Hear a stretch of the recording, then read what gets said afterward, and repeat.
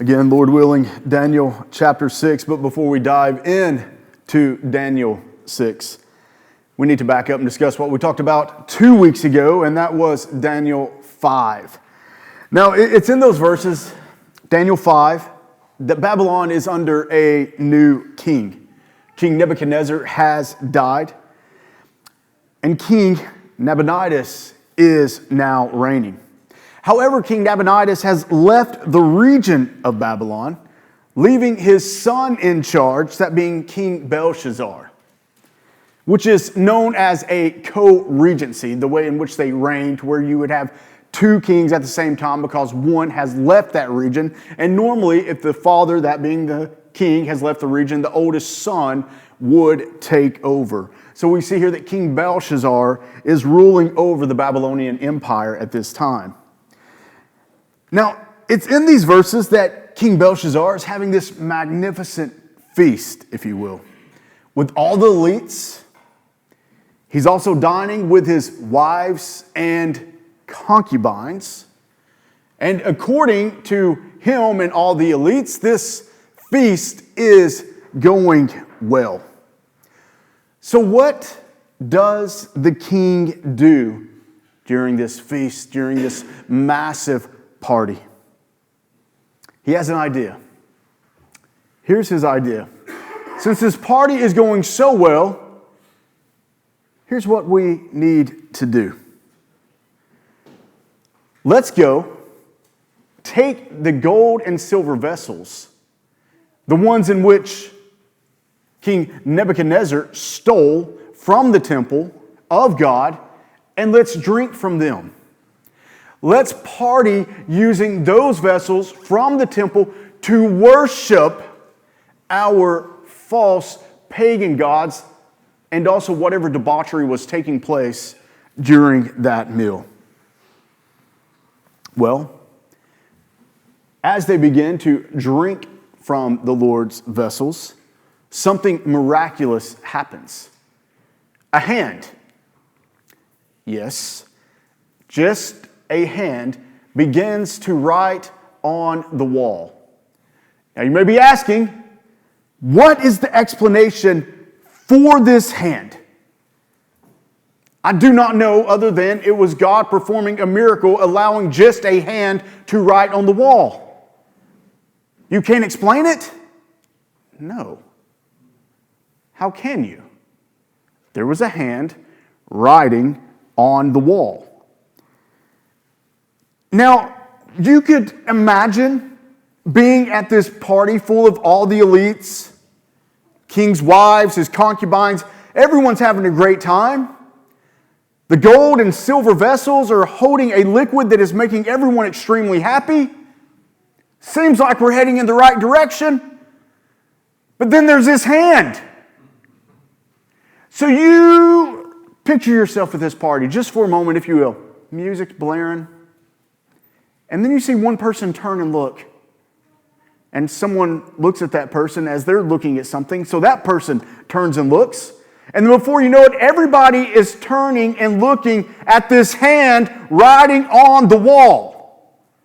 I don't know if you've really pondered it before. What would you do if you just saw a hand writing on the wall? Well, I can tell you what King Belshazzar does. He soils himself. And I don't think anybody in here would make fun of him for doing that. This isn't something that you see daily, but he soils himself. But not only does he soil himself, the color drains from his face. So the king, once he somewhat composes himself, he cries out to his wise men, the very ones that he has called to understand dreams and interpretations. He calls for them. So here come the wise men, being the Chaldeans, the astrologers. And he looks at them, and I'm sure they're looking at him, and they're noticing something's off about him, and he's probably smelling a little bit at this point. But he's like, this is what I'm going to need you guys to do. I'm going to need you all to go over to that wall and tell me what it says. Well, I'm sure they're looking at this wall, and we don't know if God has somehow, I don't know, isn't allowing them, blinded them, so that they couldn't read the words. Or it very well could be that the wise men are just like, I'm not getting close to this floating hand that has floated words on that wall. So the queen hears this commotion coming from the banquet hall. And more than likely, this queen is King Belshazzar's mother. So she walks in, looks at her son, notices that there is something off about him.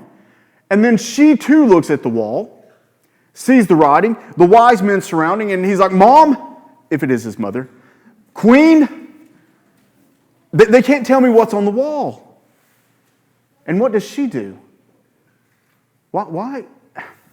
Son, King, why have you not reached out to Daniel? Daniel's over these men. Why have you left him out? Well, we know the reason why he's left Daniel out. For Daniel serves the true living God that Belshazzar doesn't recognize.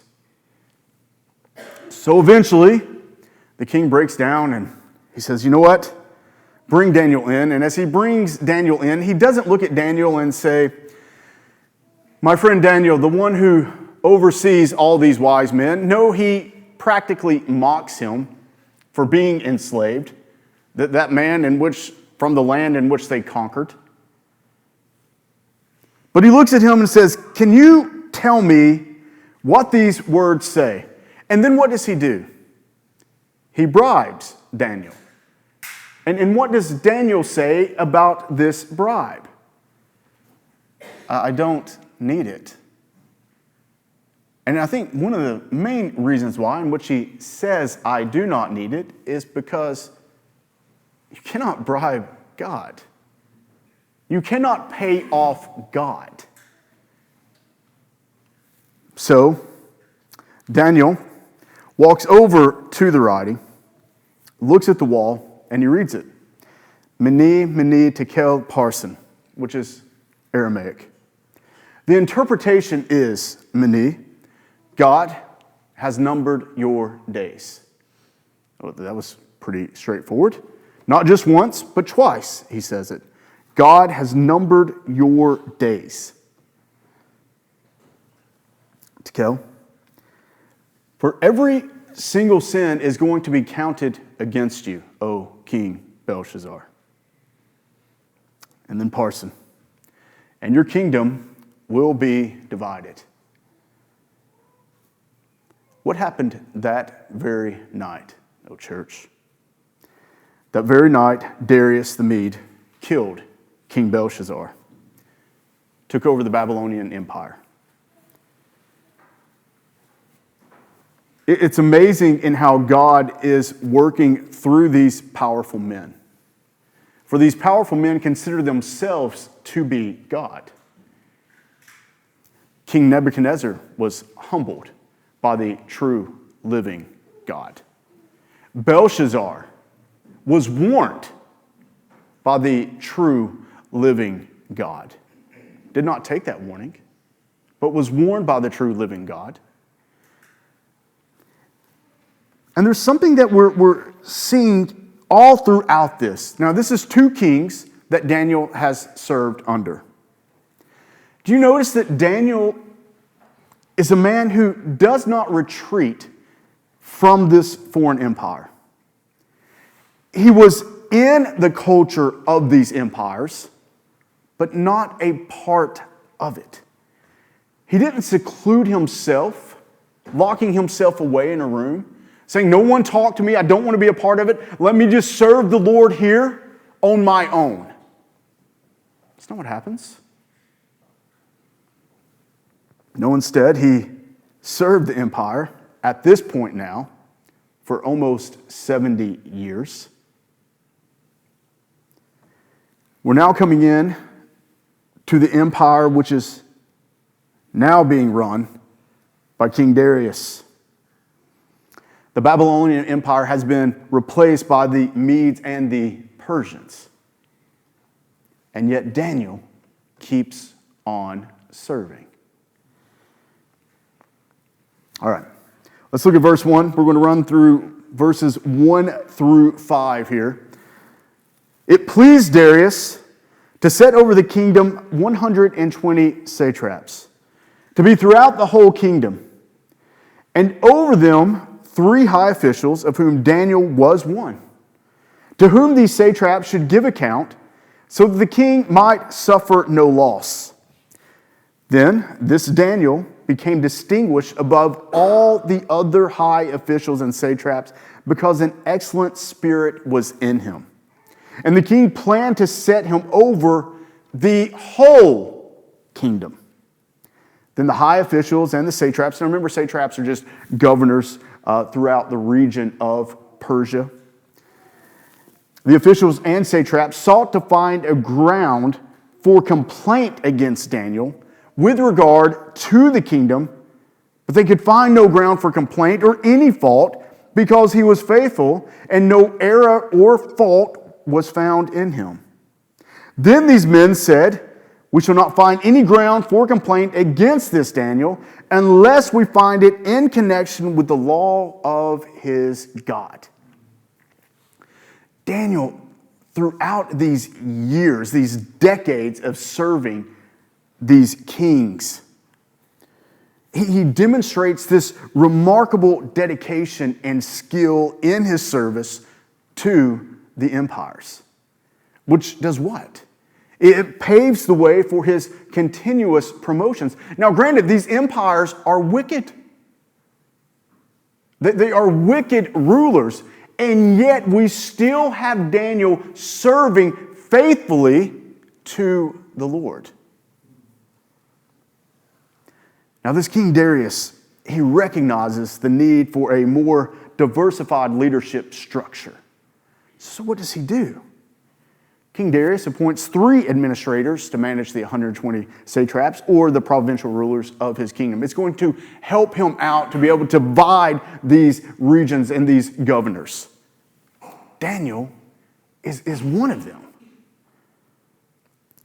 He was honored to be chosen as one of these 3 administrators. This appointment, though, it does reflect an earlier promise made by Belshazzar. Do you recall that promise where he had intended to make Daniel the 3rd ruler of Babylon? And here we see it playing out. In a sense, Daniel's contributions, his faithfulness, earned him this recognition, even after Belshazzar's death. So a question may be asked, can a Christian serve in a secular government and still be faithful to the Lord? Absolutely. Again, this is something else that we do not see throughout history, not through the Old Testament, not through the New Testament. We do not seclude ourselves from society. How can we witness to the lost if we're locked away from them? Now, it doesn't mean we embrace their sinful culture or their lifestyles, because we're still called to be faithful to the Lord. So Daniel excels greatly in this position that Darius envisioned, so much so that it looks like he's going to be given this prominent role of overseeing the entire kingdom. Again, I want to go back to saying this. Corruption was widespread throughout these empires. They were wicked. And yet Daniel never took part in it. You know what Daniel could have told himself? I'm looking at my decades here serving. I was ripped away from my homeland.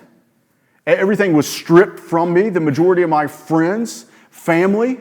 This isn't my home. Maybe if I just take a bribe every now and then, I can kind of have them pay off my past. I mean, I'm worth that. As a matter of fact, I see everyone else around me doing it. So what would it hurt? God, I'm worthy of this.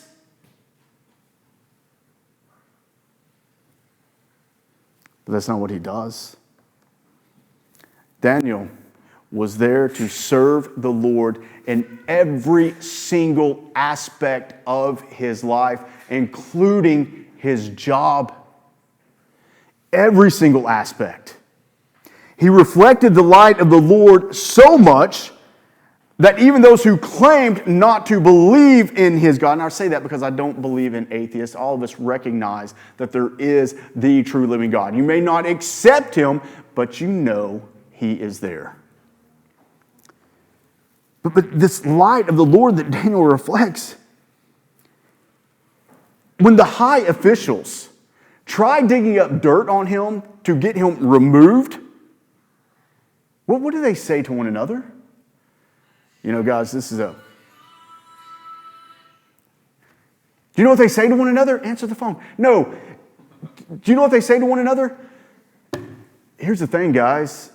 We've been around him for almost 70 years now. We have a history of Daniel. What are we going to find? I mean, he worships his God like we've never seen before.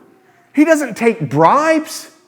He's not stealing from the top, even when no one is going to notice it. None of those things.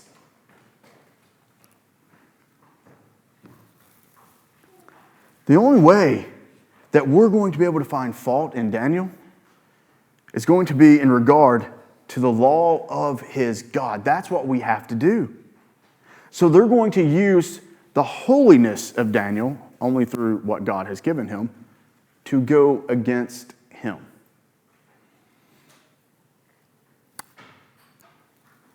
Now, this should not come as a surprise to us believers, but maybe it does at times. And the reason why I say that is because for so many of us, we've been taught, not here, but we've been taught that God loves you and he has a wonderful plan for your life. The closer you walk with God, the holier your life is going to be. It's going to be a bed of roses. Well, church, it's actually the exact opposite. The closer you walk with the Lord, the more this world is going to despise you. You are to expect turmoil, tribulations.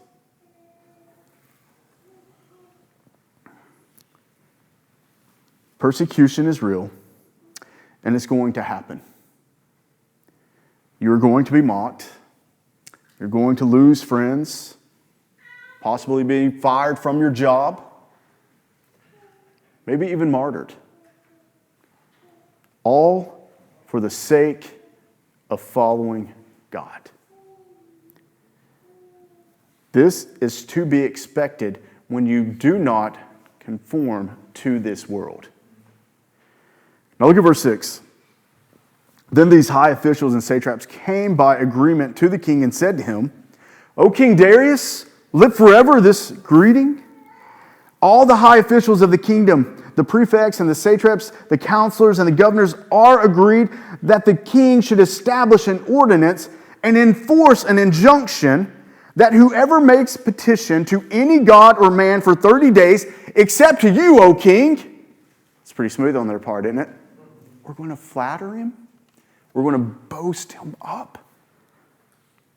Except to you, O king, shall be cast into the den of lions. Now, O king, establish the injunction and sign the document so that it cannot be changed according to the law of the Medes and the Persians, which cannot be revoked. Therefore, King Darius signed the document and injunction. Daniel had no skeletons in his closet, so they move on with their plan. Let us go to the king. Let us make this recommendation, and hopefully he'll make it a decree. Why? Because it goes against the very God that Daniel worships, the very God that Daniel prays to. So, king, what if we say over the next 30 days, no man in your empire can worship another man or another god. It all has to come to you. You're going to be the mediator. Sounds like some of the churches we still have today. You're going to be the mediator.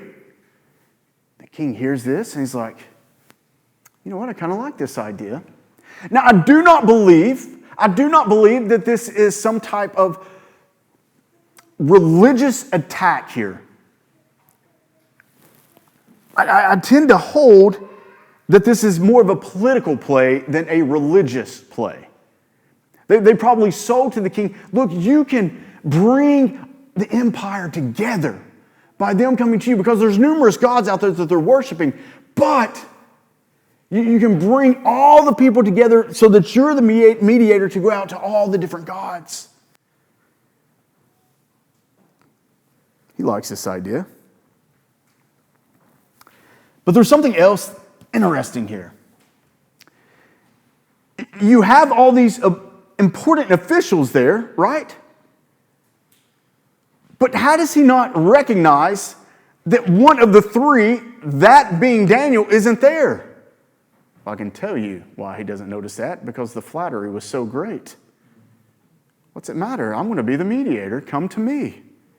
Where's Daniel? Doesn't matter. Look at verse 10. Well, we do know that Darius signs this law into effect. Look at verse 10. We find out that Daniel hears about what has taken place. When Daniel knew that the document had been signed, he went to his house where he had windows in his upper chamber open toward Jerusalem. He got down on his knees 3 times a day and prayed and gave thanks before his God as he had done previously. Notice the actions of Daniel here. Once he found out, what didn't he do? Did he run to his friends and say, listen, guys, you're not going to believe what's happened, how unfair this King Darius is and what he's making us do? He doesn't run to the king and say, what have you done? You've gone against me. You've gone against my God. That's not what he does. He goes home to the place where he prays. Notice it doesn't take some type of catastrophe to drive Daniel to his knees. This was common for him. As a matter of fact, even when he hears about this law and what it means for him, that doesn't even stop him from praying. Now, I will say this. There is no command in Scripture for us as believers to pray 3 times a day into a certain direction. You hear that? It's not there. So why is Daniel doing this? Well, we know from the writings of King Solomon, 300 years prior to this, Solomon wrote of a time when God's people's sin would be so great that they would be removed from the promised land. Oh, kind of sounds like what's happening with Daniel. In Solomon's writing, he penned that the ones praying should pray towards the temple. The Lord will hear them and show favor upon them. Again, it's not us today. It was for a specific time, and we see Daniel fulfilling what Solomon wrote. Now look at verse 11. Then these men came by agreement and found Daniel making petition and plea before his God. Do you think this was difficult for these men to do? Do you think they were sitting and waiting in the bushes saying, well, he's got to pray sometime, right? No, they know Daniel. They know this is what he does. This is an easy setup for them. That's how loyal Daniel is to God. And if you think I'm telling you to be like Daniel, good luck. Because you're never going to be.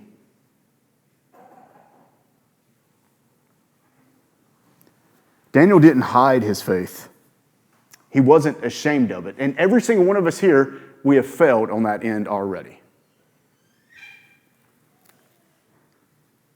He knew what was going to happen to him if he was found worshiping the true living God during this 30-day period when this decree was put into effect.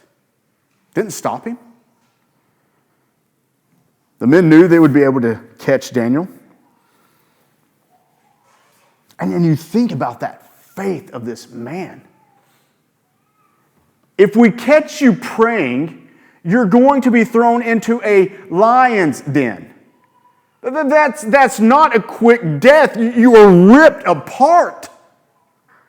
You're not standing before a firing squad thinking one bullet to the head and don't feel a thing. No. You're going to be a meal for lions. You're going to hear them crushing your bones. You're going to feel them tear you apart. Daniel doesn't say, well, I'm going to still pray to God, but it's going to be in a closet with a locked door in the dark of night. Not Daniel.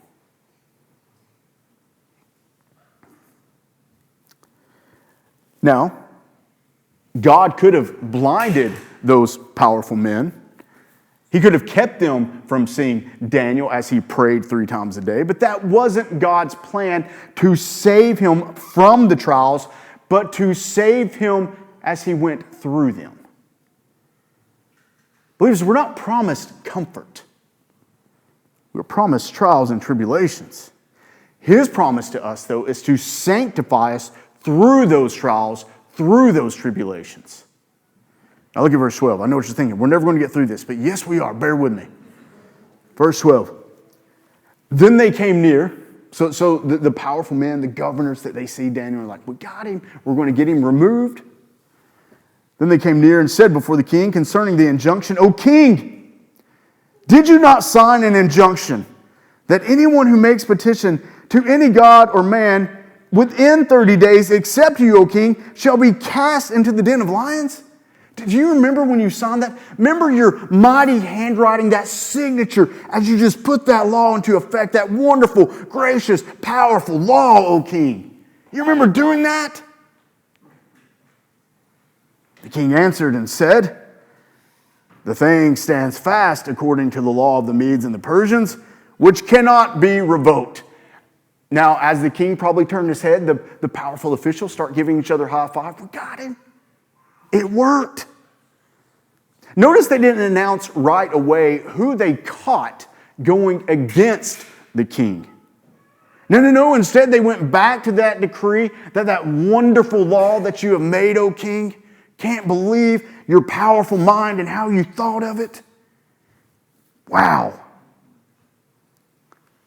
Now, remember, king, that those rules, they can't be revoked. That's how powerful your signature is a bond that cannot be broken. Now, of course, the king affirms this signature, holds to this new law that he has made that cannot be revoked. Look at verse 13. Then they answered and said before the king, Daniel. As at that time, the king's stomach just had to drop. One who is one of the exiles from Judah, not who is over the wise men, not the one who is now one of the 3 overseeing the 120 satraps, so not that one, no, the slave.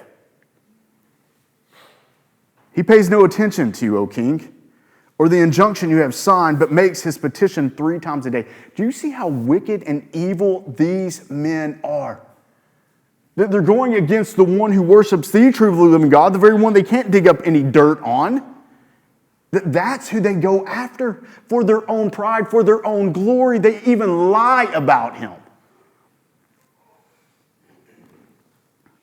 They set this king up perfectly. And now here they've revealed who has disobeyed this new decree. Verse 14, then the king, when he heard these words, was much distressed and set his mind to deliver Daniel. And he labored till the sun went down to rescue him. This is something that King Darius did not want to do. He respected Daniel. Not Daniel's God, but because Daniel was faithful and holy, he respected Daniel. So he spends hours trying to figure out what he can do to get around this death sentence. Surely there was something he could do. Eventually the men returned and reminded him of the law. Look at verse 15. Then these men came by agreement to the king and said to the king, "Know, O king, that it is the law of the Medes and Persians that no injunction or ordinance that the king establishes can be charged." See, they understood that King Darius was struggling with this. He didn't want this to happen. Now, Darius could have issued a counter edict, meaning he could have proclaimed that he made an error in this law, that he wanted to take it back.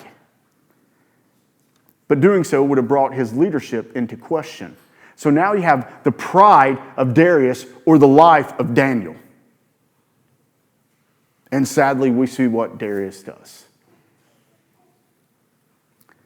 Instead of losing face before the people, Darius decides to hold to this new law and cast Daniel into the lion's den.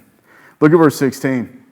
Then the king commanded, and Daniel was brought and cast into the den of lions. The king declared to Daniel, "May your God whom you serve continually deliver you."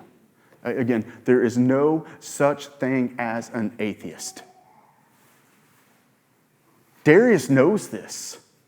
I've been watching you. I've been watching you worship this God of yours. And there's something different here. I'm not going to recognize him, but I see it. And a stone was brought and laid on the mouth of the den, and the king sealed it with his own signet and the signet of his lords, that nothing might be changed concerning Daniel. He could have done something, but pride. So Darius abandons Daniel. Darius, the unbeliever, the idol worshiper, even though he denies the true living God, he knows that he exists, along with everyone else who has ever lived. Or even says to Daniel, "May your God whom you serve continually deliver you." But it's because he serves this God continually that's got him there. Do you not see the irony here, King Darius? To make sure that no one comes in the night and tries to rescue Daniel, the king's signet is on the stone. You can't mess with it. Verse 18. And the king went to his palace and spent the night fasting. No diversions were brought to him, and sleep fled from him. Think about the King Darius. All this comfort surrounding him. All this glorious food and drink nearby. And yet he can't rest. He can't eat.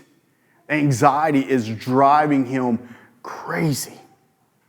There's no solace. Only anxious moments not allowing sleep to enter.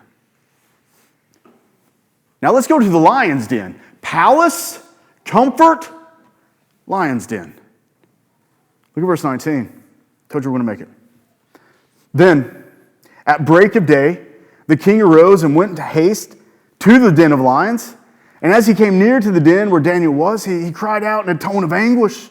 The king declared to Daniel, "O Daniel, servant of the living God, has your God, whom you serve continually, been able to deliver you from the lions?" We don't know how long that silence stood, but for Darius, it had to seem like hours. Then Daniel said to the king, "O king, live forever. Greetings. My God sent his angel and shut the lions' mouths, and they have not harmed me because I was found blameless before him. And also before you, O king, I have done no harm." And the king was exceedingly glad and commanded that Daniel be taken up out of the den. So Daniel was taken up out of the den, and no kind of harm was found on him because he had trusted in his God.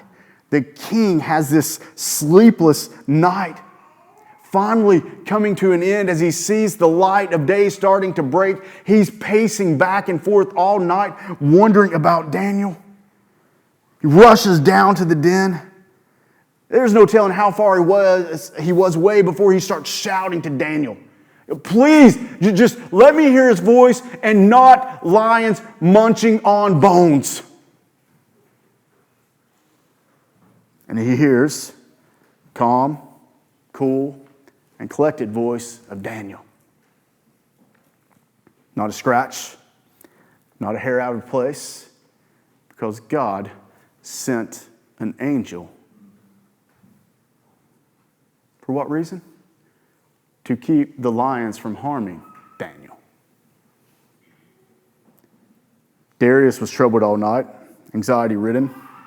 Daniel was chilling with an angel in the lion's den. Now we're not certain what that must have been like that evening. What does that look like? I bet Daniel didn't sleep much, not because he was surrounded by lions. He probably used one of them as a pillow. But could you imagine having that conversation for 12 hours with that heavenly being? What would you talk about? Darius is pacing. Daniel is chilling with an angel of the Lord with lions.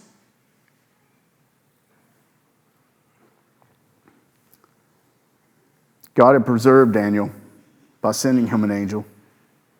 God was with Daniel during that trying time. Church, we see that peace doesn't come by way of the comforts of this world, but in knowing and worshiping and believing in the Creator of this world. That's where true peace lies. And listen, it wasn't as if God declawed those lions or defanged them or made their stomachs so full they couldn't eat. He didn't do any of that. And you may be saying, well, how do you know? Well, let's go to verse 24. And the king commanded, and those men who had maliciously accused Daniel were brought and cast into the den of the lions, their children, children, not the children, their children and their wives. And before they reached the bottom of the den, the lions overpowered them and broke all their bones in pieces. I don't ever really recall that part when I was in Sunday school. But why did this happen? Daniel was found innocent before the Lord. Why? Because his faith was in the Lord. His faith is in the one who was promised all the way back in the garden, who would crush the serpent's head, the one who pays every believer's sin debt in full. That's how he was found innocent before the Lord.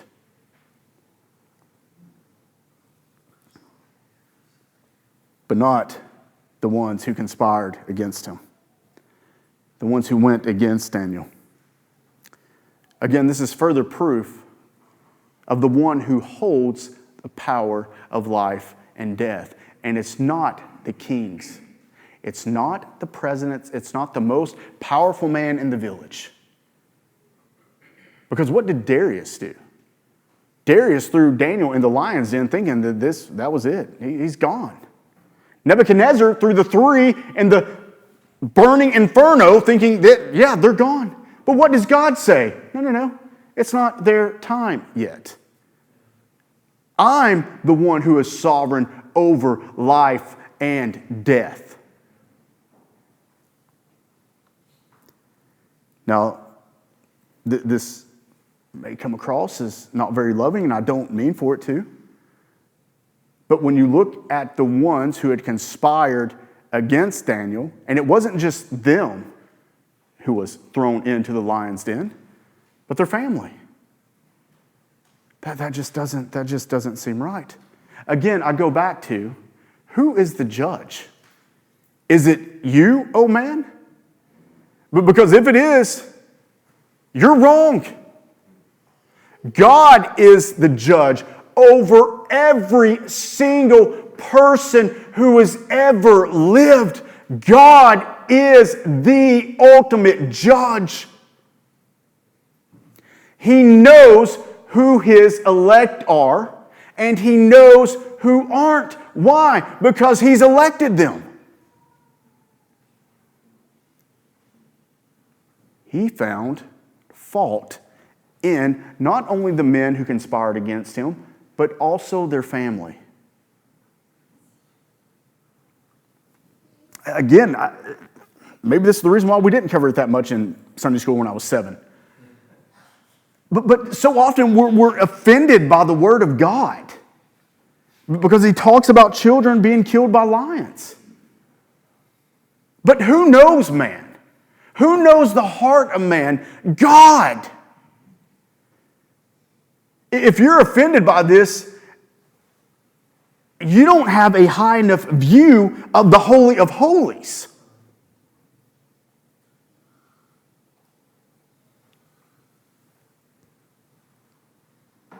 For the lions showed no mercy upon the guilty.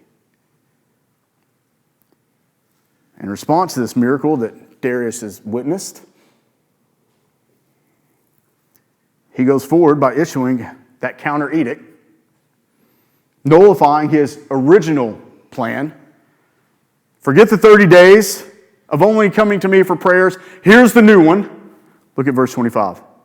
Then King Darius wrote to all the peoples, nations, and languages that dwelt in all the earth, peace be multiplied to you. I make a decree that in all my royal dominion, people are to tremble and fear before the God of Daniel. Another king saying, it's not me. For he is the living God, enduring forever. His kingdom shall never be destroyed. Why? They just crushed the former king and took over his empire.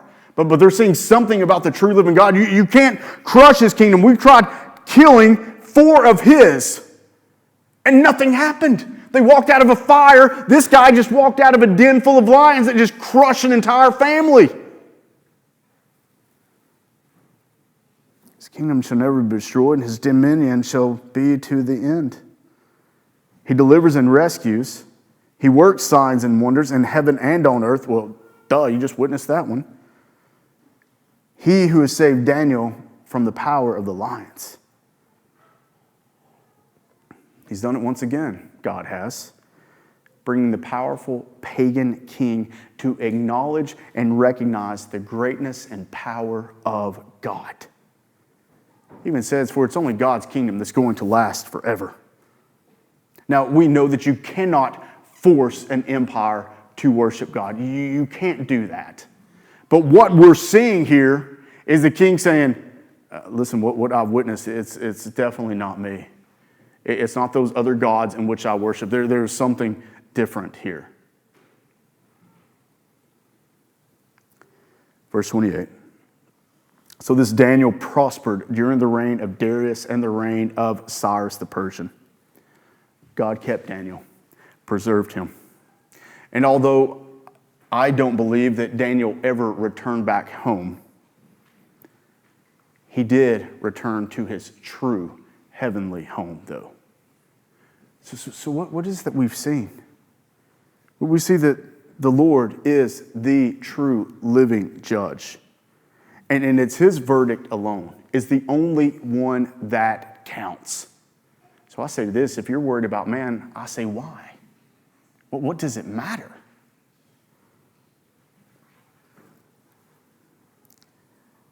I do not believe there is a greater honor in this world than to be persecuted for your faith.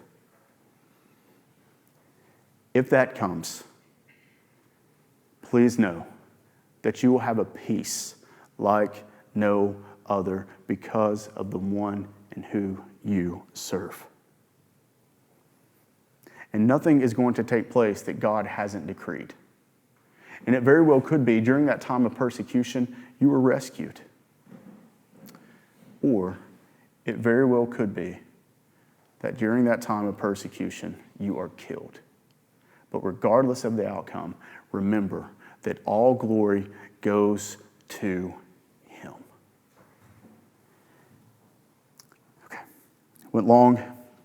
Apologize on a Wednesday night. I tried not to go to 8 o'clock.